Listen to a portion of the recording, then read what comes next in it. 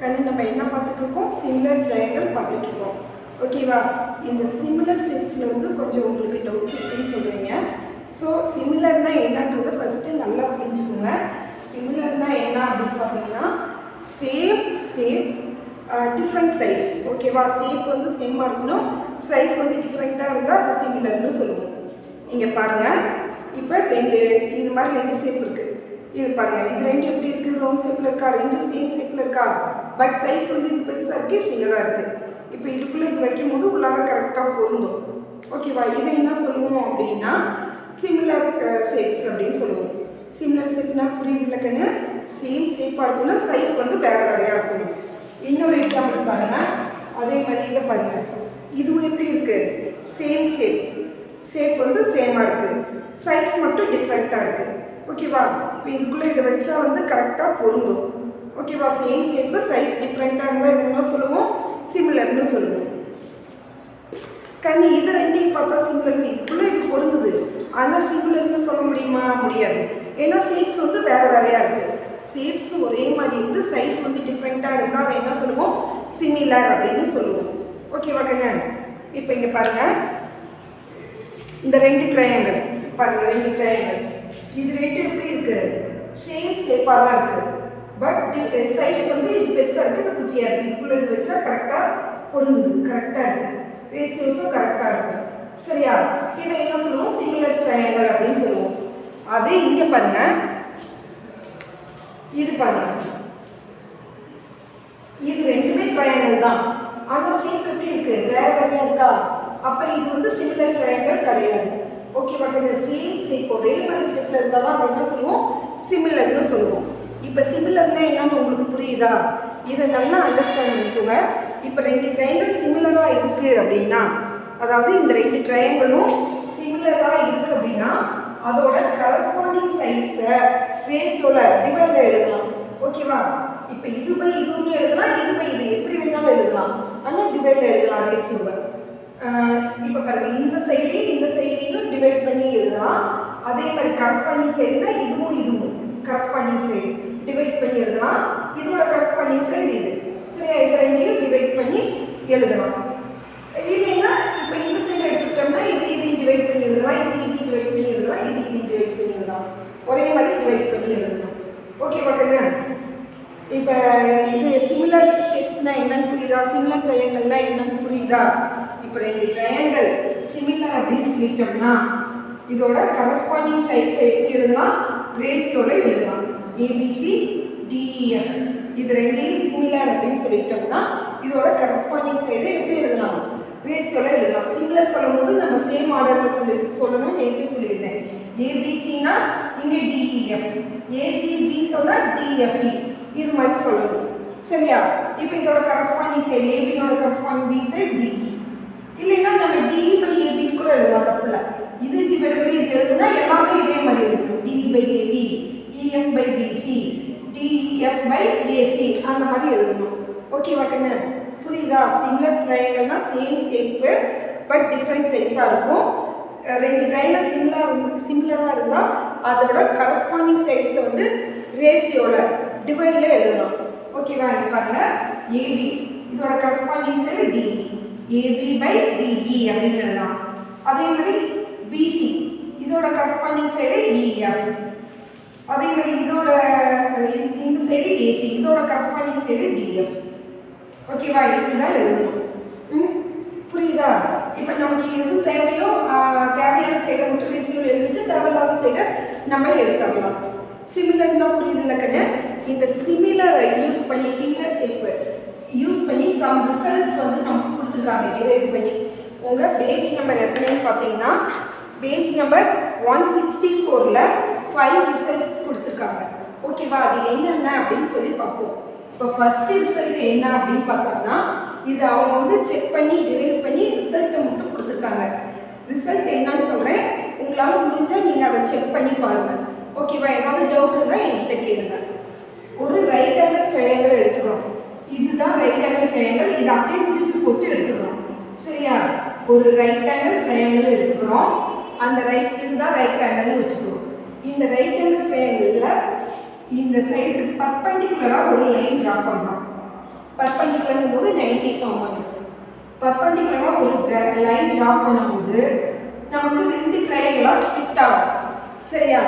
இப்போ இது வந்து எது இந்த 2 ட்ரையாங்கிளும் எதுக்கு சிமிலர் அப்படின்னு கண்டிஷன் சொல்லியிருக்காங்க. என்னன்னு பார்த்தோம்னா இது ஏபிசி, இது பெரிய ட்ரையாங்கிள், இங்க ஒரு குட்டி ட்ரையாங்கிள், இங்க ஒரு குட்டி ட்ரையாங்கிள் இருக்கு. சரியா? இந்த மாதிரி ஒரு ரைட் ஆங்கிள் ட்ரையாங்கிள்ல பெர்பெண்டிகுலர் ஒரு லைன் டிரா பண்ணோம்னா இந்த 2 குட்டி ட்ரையாங்கிளும் சிமிலரா இருக்கும். அதே மாதிரி இந்த பெரிய ட்ரையாங்கிள் இது சிமிலரா இருக்கும். இந்த பெரிய ட்ரையாங்கிள் இந்த ட்ரையாங்கிள் சிமிலரா இருக்கும். ஓகேவா கண்ணு? அதாவது இங்க பாருங்க ட்ரையாங்கிள், இப்போ இந்த குட்டி ட்ரையாங்கிள் என்ன சொல்லுவோம்? ஏபிடி சொல்லுவோம். ஏபிடி is similar to இந்த ட்ரையாங்கிளுக்கு ஈக்குவலா இருக்கும். என்ன? டிஏசி. ட்ரையாங்கிள் டிஏசிக்கு சிமிலரா இருக்கும். ஓகேவா கண்ணு? அடுத்தது இந்த பெரிய ட்ரையாங்கிள் என்ன எடுத்துக்கிறோம்? ஏபிசின்னு எடுத்துக்கலாமா? ட்ரையாங்கிள் ஏபிசி இது எதுக்கு சிமிலரா இருக்கும்னா இந்த குட்டி ட்ரையாங்கிளுக்கு சிமிலரா இருக்கும். குட்டி ட்ரையாங்கிள் என்ன? Triangle APD. ஏபிடி. அதே மாதிரி இந்த பெரிய ட்ரையாங்கிள் இருக்குல்ல, ட்ரையாங்கிள் ஏபிசி இதுக்கும் சிமிலரா இருக்கும் டிஏசிக்கு. Triangle DAC. ஓகேவா கண்ணு? புரியுதா இது என்னன்னு? ட்ரையாங்கிள் ஏபிசி எதுக்கு சிமிலரா இருக்கும்? இதுக்கு இந்த குட்டி, அதாவது இந்த பெரிய ட்ரையாங்கிள் இருக்குல்லடா, பெரிய ட்ரையாங்கிள் இந்த 2 குட்டி ட்ரையாங்கிளுக்கும் சிமிலரா இருக்கும். அதே மாதிரி இந்த 2 குட்டி ட்ரையாங்கிளும் சிமிலரா இருக்கும். அதுதான் ஃபர்ஸ்ட் கண்டிஷன். அடுத்தது செகண்ட் கண்டிஷன் என்ன அப்படின்னு பார்த்தோம்னா இப்போ 2 சிமிலர் ட்ரையாங்கிள் நம்ம எடுத்துக்கிறோம். ஏபிசி டிஇஎஃப்னு சிமிலர் ட்ரையாங்கிள் எடுத்துக்கிறோம். ஓகேவா? இதுக்கு ஆல்டிடியூட் ட்ரா பண்ணுறோம். ஆல்டிடியூட்னா தெரியும், இது வந்து 90 டிகிரி பர்பெண்டிகுலராக ஒரு லைன் ட்ரா பண்ணால் அதான் ஆல்டிடியூட்னு சொல்லுவோம். இது மாதிரி எல்லா வெக்டர்ஸ்க்கும் ஆல்டிடியூட் ட்ரா பண்ணுறோம். ஜிஹெச்ஐன்னு வச்சுக்கலாம். ஓகேவா? அதே மாதிரி இதுக்கும் ஆல்டிடியூட் ட்ரா பண்ணுறோம்.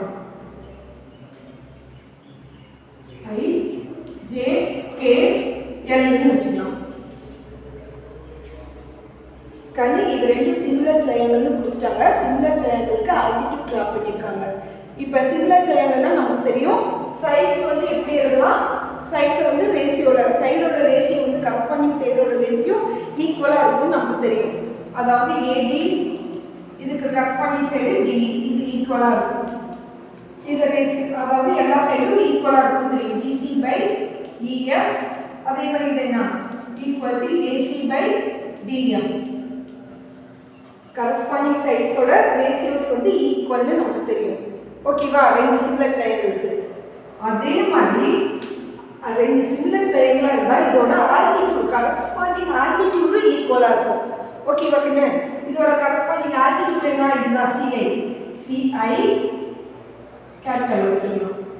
சிஐ டிவைடட் பை இந்த ஆல்டிடியூட், இதோட கரஸ்பாண்டிங் ஆல்டிடியூட் இது எஃப்ஐ. எஃப்ஐ. அடுத்த ஆல்டிடியூட் என்ன? ஏஜி. ஏஜி இதோட கரஸ்பாண்டிங் ஆல்டிடியூட் என்ன? டிஜே ஈக்குவல் டு அதே மாதிரி இன்னொன்று என்ன? சிஐ சொல்லியாச்சா? பிஹெச். இதோட கரஸ்பாண்டிங் ஆல்டிடியூட் இது EK. BH divided by EK. இந்த ரிசல்ட் என்னன்னு புரியுதாக்கன்னு? 2 சிமிலர் ட்ரையாங்கிளாக இருந்தால் அதோட ஆல்டிடியூடோட ரேஷியோவும் எப்படி இருக்கும்? ஈக்குவலாக இருக்கும். கரஸ்பாண்டிங் ஆல்டிடியூடோட ரேஷியோவும் ஈக்குவலாக இருக்கும். அதாவது சிமிலர் ட்ரையாங்கிளாக இருந்தால் அதோட கரஸ்பாண்டிங் சைட்ஸோட ரேஷியோ ஈக்குவலாக இருக்கும். அதே மாதிரி அதோட ஆல்டிடியூட்ஸும் ஈக்குவலாக இருக்கும். அதுதான் கண்டிஷன். ஓகேவா கண்ணு? அடுத்தது தேர்ட் ஒன் என்ன அப்படின்னு பார்த்தோம்னா இப்போ 2 சிமிலர் ட்ரையாங்கிள் கொடுத்துருக்காங்க. ABC DEF. ஓகேவா? 2 சிமிலர் ட்ரையாங்கிள் கொடுத்துருக்கிறது 2 சிமிலர் ட்ரையாங்கிள்னு சொல்லிட்டாங்க. இப்போ இதோட சைஸோட ரேஷியோ ஈக்குவலாக இருக்கும்னு நமக்கு தெரியும். அதாவது AB by DE BC by EF சிமிலர்னாவே சைஸோட ரேஷியோ ஈக்குவலாக இருக்குன்னு நமக்கு தெரியும். AC by DF. இந்த ரேஷியோ வேற எதுக்கு ஈக்குவலா இருக்கும்னா இந்த ட்ரையாங்கிளோட பெரிமீட்டரோட ரேஷியோக்கு ஈக்குவலா இருக்கும். இப்போ ட்ரையாங்கிளோட பெரிமீட்டர்னா என்ன? இந்த சைட்ஸ் எல்லாம் ஆட் பண்ணா கிடைக்கிறது தான் பெரிமீட்டர். அதாவது இதோட வேல்யூ 3 2 3 4னா 7 9 இதுதான் இதோட பெரிமீட்டர். ஓகேவா? ஸோ இங்க எது வேல்யூ கொடுக்கல. அப்போ இதோட சைட்ஸ் என்ன?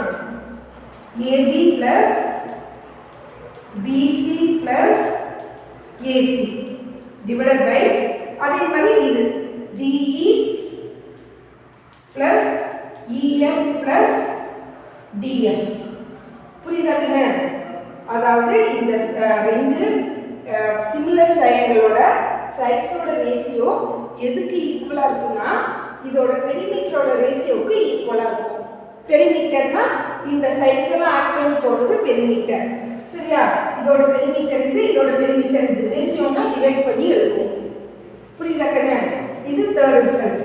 அடுத்தது ஃபோர்த் ரிசல்ட் என்ன அப்படின்னு பார்த்தோம்னா இதே மாதிரி ரெண்டு சிமிலர் ட்ரையாங்கிள் எடுத்துக்கிறோம். இதோட ஏரியா ஏரியானா தெரியுங்களா? Of BH. சரியா? இந்த ட்ரையாங்கிளோட ஏரியானா இது உள்ள உள்ளது. இந்த ஏரியா எதுக்கு ஈக்குவலா இருக்கும் அப்படின்னா இந்த சைட்ஸை வந்து ஸ்கொயர் பண்றதுக்கு ஈக்குவலா இருக்கும். ஓகேவா? அதாவது triangle ABC area of ABC area of triangle ABC இதோட ரேஷியோ ஏரியா ஆஃப் ட்ரையாங்கிள் இங்க ABC எடுத்துக்கோமா? என்ன எழுதணும்? DEF. இந்த ஏரியா இந்த ரெண்டு ட்ரையாங்கிளோட ஏரியாவோட ரேஷியோ எதுக்கு ஈக்குவலா இருக்கும்னா இந்த சைட்ஸை ஸ்கொயர் பண்றதுக்கு ஈக்குவலா இருக்கும். AB ஸ்கொயர் இந்த சைட்ஸோட ஸ்கொயரோட ரேஷியோக்கு ஈக்குவலா இருக்கும். Okay okay. AB square by DE square. இது கரஸ்பாண்டிங் சைடு. கரஸ்பாண்டிங் சைட்ஸோட ஸ்கொயரோட ரேஷியோக்கு ஈக்குவலா இருக்கும். அடுத்தது BC ஸ்கொயர் டிவைடட் பை இதோட கரஸ்பாண்டிங் சைடு என்ன? EF ஸ்கொயர் ஈக்குவல் டு அடுத்தது AC square divided by DE square. புரியுதாங்க? இது என்னங்க? அதாவது ரெண்டு ட்ரையாங்கிள் சிமிலர் ட்ரையாங்கிள் கொடுத்துருக்காங்க. அந்த ட்ரையாங்கிளோட ஏரியாவோட ரேஷியோ எதுக்கு ஈக்குவலா இருக்கும்னா இந்த சைட்ஸோட ஸ்கொயரோட ரேஷியோவுக்கு ஈக்குவலா இருக்கும். கரஸ்பாண்டிங் சைடோட ஸ்கொயரோட ரேஷியோவுக்கு ஈக்குவலா இருக்கும். ஓகேவா? இது ஃபோர்த் ரிசல்ட். அடுத்தது ஃபிஃப்த் ரிசல்ட் என்னன்னா ஃபிஃப்த் ரிசல்ட் இந்த டயக்ராமே எடுத்துக்கலாம். இதோட பேஸ் வந்து ஈக்குவலா இருக்கா? பேஸ் வந்து ஒரே மாதிரி இருக்கா? ரெண்டு ட்ரையாங்கிள் இருக்கும். இது மாதிரி பேஸ் வந்து ஒரே மாதிரி இருந்தா இதோட ஏரியா எப்படி எழுதுவோம்னா ஏரியா ஆஃப் ட்ரையாங்கிள். ஃபர்ஸ்ட் இந்த ட்ரையாங்கிள் எடுத்துக்கலாம். ABD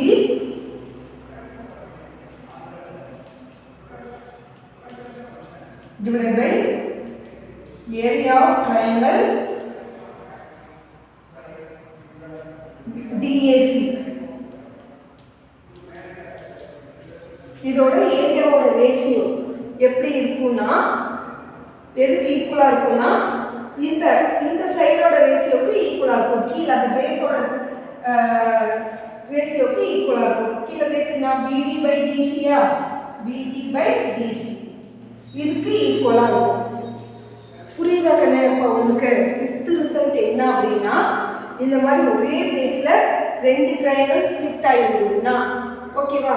ரெண்டு ட்ரையாங்கிள் ஸ்ப்ளிட் ஆயிருந்ததுன்னா இந்த ரெண்டு ட்ரையாங்கிளோட ஏரியாவோட ரேஷியோ இந்த சைடு கீழே பேஸ் இருக்குல்ல அதோட ரேஷியோக்கு ஈக்குவலா இருக்கும். அதுதான் ஃபிஃப்த் கண்டிஷன். இது அண்டர்ஸ்டாண்ட் ஆகுதாடா? சிமிலர் ட்ரையாங்கிள் யூஸ் பண்ணி 5 கண்டிஷன்ஸ் கொடுத்துருக்காங்க. ஃபர்ஸ்ட் கண்டிஷன் என்ன? ஒரு ரைட் ஆங்கிள் ட்ரையாங்கிள்ல ஆல்டிடியூடு சரியா ஒரு பெர்பெண்டிகுலர் லைன் டிரா பண்ணும்போது ரெண்டு ட்ரையாங்கிளா ஸ்ப்ளிட் ஆகும். அந்த ரெண்டு ட்ரையாங்கிள் வந்து எப்படி சிமிலரா இருக்கும் அப்படின்னா இந்த ரெண்டு குட்டி ட்ரையாங்கிளும் சிமிலரா இருக்கும். இந்த பெரிய ட்ரையாங்கிள் இந்த குட்டி ட்ரையாங்கிள் சிமிலரா இருக்கும். அதே மாதிரி இந்த பெரிய ட்ரையாங்கிள் இந்த குட்டி ட்ரையாங்கிள் சிமிலரா இருக்கும். ஓகேவா? இது ஃபர்ஸ்ட் ரிசல்ட். செகண்ட் ரிசல்ட் என்னன்னா ரெண்டு சிமிலர் ட்ரையாங்கிள் கொடுத்துருவாங்க. அதோட சைட்ஸ் கரஸ்பாண்டிங் சைட்ஸோட ரேஷியோ ஆல்டிடியூட் கரஸ்பாண்டிங் ஆல்டிடியூடோட ரேஷியோவுக்கும் ஈக்குவலாக இருக்கும். கரஸ்பாண்டிங் சைட்ஸோட ரேஷியோவும் ஈக்குவலாக இருக்கும். அதே மாதிரி கரஸ்பாண்டிங் ஆல்டிடியூட்ஸோட ரேஷியோவும் ஈக்குவலாக இருக்கும். இது செகண்ட் ரிசல்ட். தேர்ட் ரிசல்ட் என்ன அப்படின்னு பார்த்தோம்னா, ரெண்டு சிமிலர் ட்ரையாங்கிள் கொடுத்துருக்காங்க. அதோட கரஸ்பாண்டிங் சைட்ஸோட ரேஷியோ இந்த பெரிமீட்டரோட இந்த ரெண்டோட பெரிமீட்டரோட ரேஷியோவுக்கு ஈக்குவலாக இருக்கும். இது தேர்ட் கண்டிஷன். ஃபோர்த் கண்டிஷன் என்ன அப்படின்னு பார்த்தோம்னா, இது மாதிரி ரெண்டு சிமிலர் ட்ரையாங்கிள் கொடுத்துருந்தாங்கன்னா இதோட ஏரியாவோட ரேஷியோ எதுக்கு ஈக்குவலாக இருக்குன்னா கரஸ்பாண்டிங் சைட்ஸோட ஸ்கொயரோட ரேஷியோவுக்கு ஈக்குவலாக இருக்கும். கரஸ்பாண்டிங் சைட்ஸை ஸ்கொயர் பண்ணி நம்ம ரேஷியோ எடுத்தோம்னா அதுக்கு ஈக்குவலாக இருக்கும். ஓகேவா கண்ணு? ஃபிஃப்த் ரிசல்ட் என்ன அப்படின்னு பார்த்தோம்னா, இப்போ இது மாதிரி ஃபஸ்ட்டு போட்டுக்கோங்களா, இது மாதிரி சேம் பேஸில் ரெண்டு ட்ரையாங்கிளாக பிரிஞ்சுதுன்னா இந்த ரெண்டு ட்ரையாங்கிளோட ஏரியாவோட ரேஷியோ எதுக்கு ஈக்குவலாக இருக்குன்னா இந்த பேஸோட ரேஷியோவுக்கு ஈக்குவலாக இருக்கும். BD/DC. புரியுதா கண்ணே? இந்த ரிசல்ட்டை நல்லா புரிஞ்சுக்கோங்க.